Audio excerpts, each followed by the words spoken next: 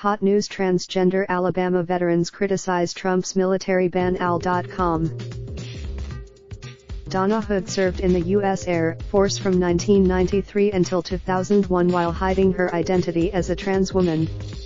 She was disappointed the policy would ban those with gender dysphoria, a condition in which there is a conflict between a person's physical or assigned gender and the gender in which they identify, and those who are seeking sex reassignment surgery. Hood, who lives in Montgomery, wasn't open about being a trans woman until after she left the military, and she didn't start undergoing surgery until 2016. But she believes in public, Hood, now 48, had to accept the gender identity assigned to her at birth to stay in the military. But whenever she went,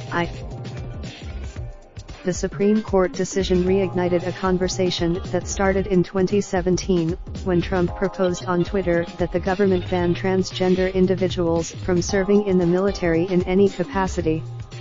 Then Secretary, a number of LGBTQ advocacy groups representing transgender military members filed lawsuits against the ban.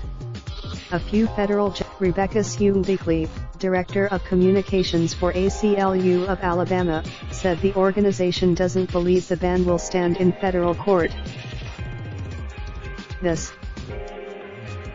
Junia Childers, a Walker County trans woman who was an operations specialist in the U.S. Navy's Intelligence Corps during the 1983 conflict in Beirut, Lebanon, thinks the ban sends the nation back in time.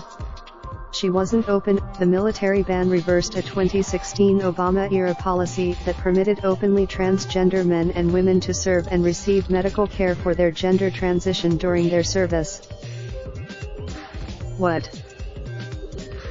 Although she's out of the military, Hood believes the Supreme Court order about the ban will cause a snag in her life. While she was able, Hood isn't unemployed, but if she were, she said she could use the documents as proof of military experience. In order to do that, the National Center for Transgender Rights listed about 30 different policies and actions conducted by the current administration that the organization considers discriminatory towards the LGBTQ community. Childers still had, the United States was born by people who were different and did things their way, she said. I just don't Raindrop, drop top, smoking, no cooking the hot pot. Fucking on your bitch, yeah, that. Looking up, open the park pot.